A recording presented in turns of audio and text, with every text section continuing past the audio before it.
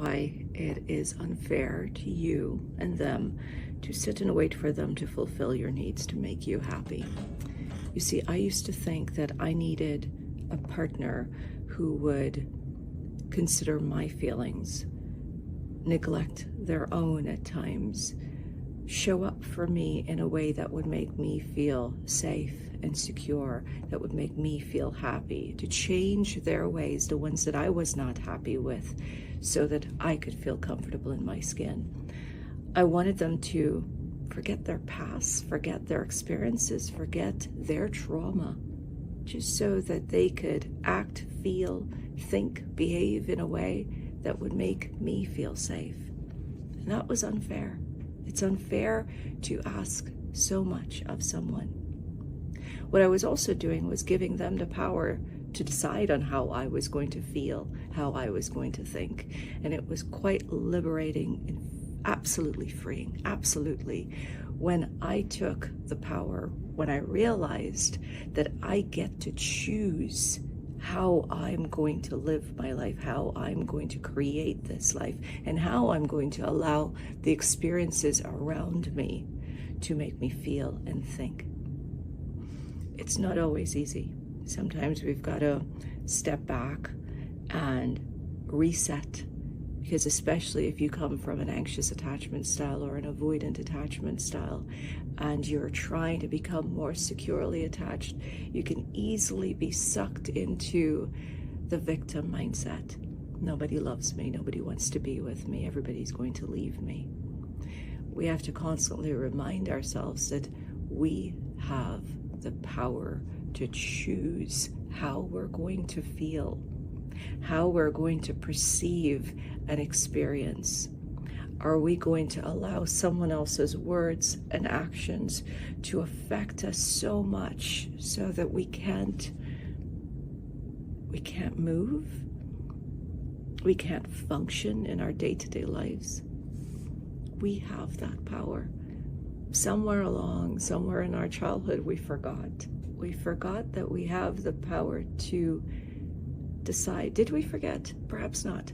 Perhaps it was taken away from us. Perhaps when we said we wanted a candy, we were told we couldn't have it.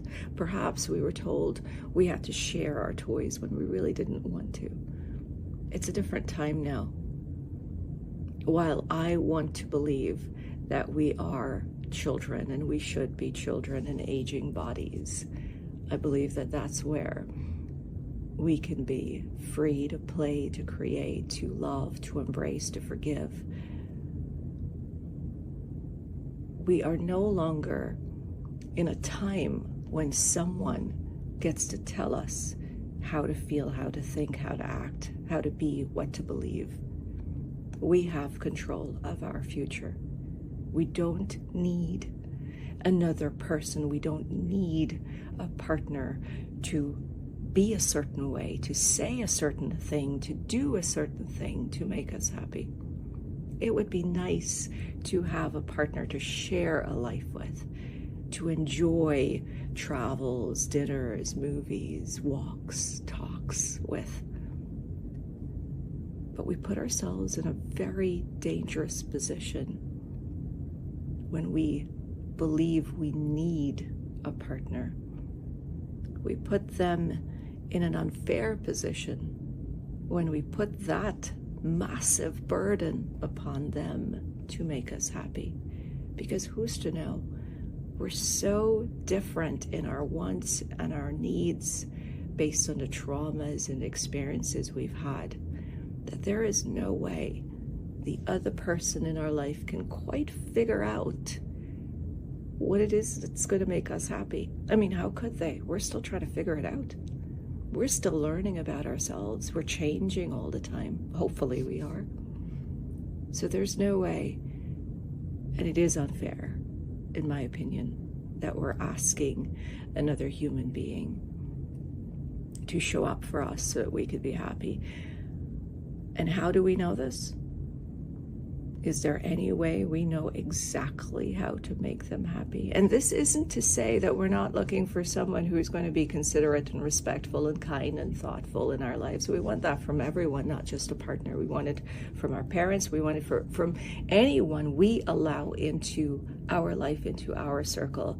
But mind what I say.